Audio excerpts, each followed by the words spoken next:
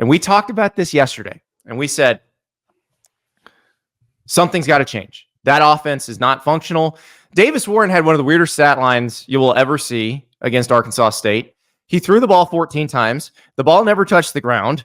It went to Michigan receivers 11 times, and it went to Arkansas State players 3 times. That's not going to work, especially when you're playing USC this week. You can't afford to give USC the ball. That offense is too potent. So Sherrone Moore is making a change. Producer River, let's play that Sherrone Moore clip. Yeah, Alex will start on Saturday. Excited for him. He's been in here chomping at the bit, so we'll move on from there. Yeah, just take the reins, perform like he did in the first couple weeks of camp. Like I said, thought he was in a really good place, and Davis outperformed him in camp at the end, and would love to see him just take the reins and do what he's been doing, through those first couple weeks. And I think he will. He's had a great couple weeks of practice. So is Davis, but obviously got to perform in the game, and excited to see what Alex is going to do. And he's been in here setting his tail off the past couple days like he always is, but you can see it ramped up even more. All right, Ari, they're going with Alex Orji. Do you think that changes anything for this USC game? Yeah, I mean, I think that it really just kind of implies exactly what you were talking about on the show on Monday. I think that you make this decision because you're a running team. You're not going to force throwing it, and you're going to try to do what you do best, which is pound the football and play defense. And we know how fond you are of defense. So I think that it will be interesting to see if they can corral. I'm still fired up, man. It's disgusting. The chat is on your side, by the way. Yeah. The chat is completely on your side. Everyone's on my side, Andy. Like, it's not whatever. That's it's okay. Listen, I'm not always going to agree with everybody. It's okay. I know. I like when you don't agree. This is what I'm happy to be on an island here. Yeah, but let's get back to Michigan. I'm sorry. I have a toxic trait where if I get into an argument about something, like 3 hours later, I'll jab the person I was in an argument with when we're not even talking about it anymore. I got to work on that. But yes, I think that USC has proven that it has a better defense, right? We think they have a better defense. We know their offense is going to score. So when you look at the best route for Michigan to win this game, it is to hold the ball for long periods of time and play really good defense, right? And also putting USC's money where its mouth is by proving that its defense is still good. We have a shutout. They did really well against LSU. There is some proof in concept that their defense is better, but going against a team that pounds it as well as Michigan, this is going to be tackling well, right?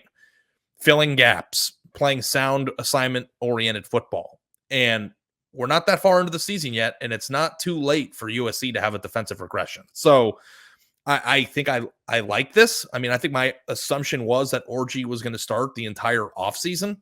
I don't know if he's a terrible thrower, but I know that Davis wasn't getting it done. So you kind of do what you have to do. You already have a loss on your schedule. This is a 12-team era. Michigan is still in 0-0 in Big Ten play. Do what you got to do to try to win this football game. Well, and I think you're right on this. That Sherrone Moore went on to say in that press conference yesterday that Orji was basically winning the job. And then the last 2 weeks of camp, Davis Warren outplayed him. And I was reading Clayton Sayfie from the Wolverine and our friend Austin Meek from the Athletic, and it really sounded like this is Sherrone Moore saying I made a mistake, that I let that last 2 weeks influence my decision maybe too much, and that I should have gone with what we were planning all along. And this is I go back to Alabama last year, Ari, when they couldn't quite decide if Jalen Milroe was their guy, so they didn't call plays specifically tailored to Jalen Milroe really until after Game 4. So they played the first 2 games. They lost to Texas in Game 2. They went to USF. That was when they started.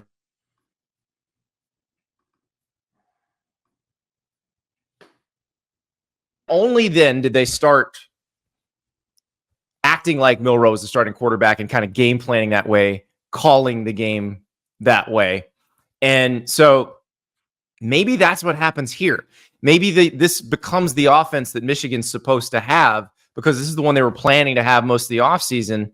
And I would imagine it's very run heavy. I in the headline, I put Michigan will run the damn ball.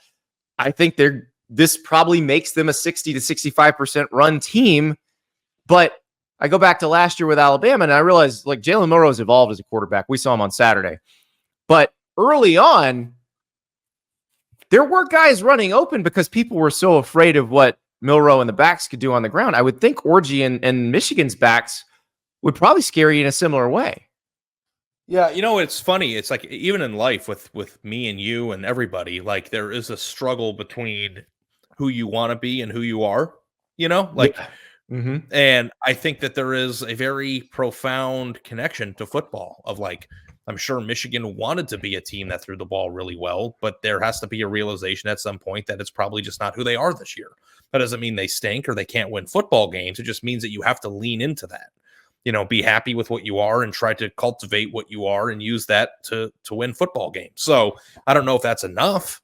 I don't know if, like Michigan won with this formula last year, but Michigan also had a first round quarterback that could get him out of some jams in throwing situations and who was really good with his feet. Like, I do think that this is a very important context game because of going into it, Andy. We think that Michigan kind of stinks so far this year because of what we've seen on the field, and we think USC is a playoff team because of what we've seen on the field. But it's like, are we absolutely certain about either of those two things? Are we certain USC is great? Are we certain that Michigan's going to have a really bad year? Like the spread here, in this over-under, to me, is an implication that there's some confidence that Michigan's defense is going to be able to slow them down, and this is going to be a football game. So how do you do that? You move the chains. You control the clock, you control the ball, you limit big plays, and you just be yourself. And that's what I think this really is all about. Yeah. And okay, we haven't actually talked as much about USC. You talked a lot about, yesterday their offense and what Miller Moss can do with those receivers.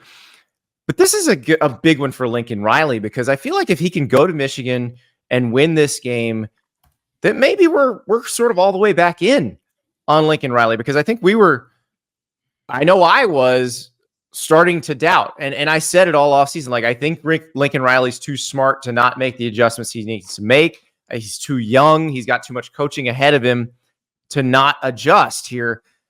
And it looks like he's adjusted. But again, we probably need to see that because we still don't know what LSU is exactly. Yeah, well, being out on Lincoln Riley is a very relative thought. And I think that I'm happy we're having this conversation because I think it could be 30,000-foot views of both programs.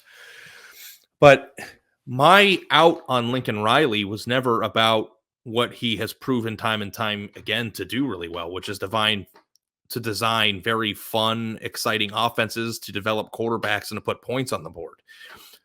The thing I was out on was the notion that he was a top 5 coach and program builder in the country, like he was on many of those lists when he was leaving Oklahoma and first getting to USC, because you cannot have a coach who fundamentally cannot field a good defense. And, people will say it's not his defense. He's not he is an offensive coach, but it's his job as a head coach and a program CEO to put the right coordinators in place to do this. And the thing that bothers me about USC more than anything, Andy, is what if they would have gotten Danton Lynn last year?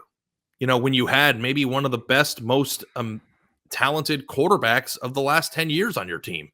What if you would have made the right hire when you first got there and had a really good defense or a much better defense in year one? You would have already owed me $1,000. They were already a half away from making the playoff in year one with a really bad defense. And it's like, I can't let him off the hook for making the wrong decisions with his own coaching staff. And the last thing I'll say, when you want to talk about getting back on USC's side, like they have a really good team this year, and I think there's a real chance that they're going to make the playoff in this new 12-team field. But I'm also not very happy with the way that USC is recruited. I thought they were going to own the West Coast, and they just haven't even really been that huge of a factor in their own area of the country, which is Southern California. So there are a lot of things about the beginning of USC's tenure with Lincoln Riley that I'm kind of disappointed in. And I don't know if winning against Michigan is going to change my viewpoint on that, but he's certainly winning back a lot of welfare, not just because of individual games, but because he showed the ability to make the hard decision with his coordinator and try to repair and fix what was really wrong with his program as a whole. Yeah, that's exactly what I think has happened. But again, it's a small sample size. Because if Michigan averages 7 yards a carry here and wins this game. I don't think they would blow them out. I think, even with the good players Michigan has on defense, it's still going to be very hard to keep USC's offense completely in check. But if Michigan is just rolling down the field on the ground, there's a really good chance they win this game. And we may say, oh, never mind, it's all the same again. So this is, we talked about this being kind of the week of discovery. I feel like we're going to discover quite a bit about Sherrone Moore, about USC, about Lincoln Riley, Danton Lynn. I think we're going to discover a lot here.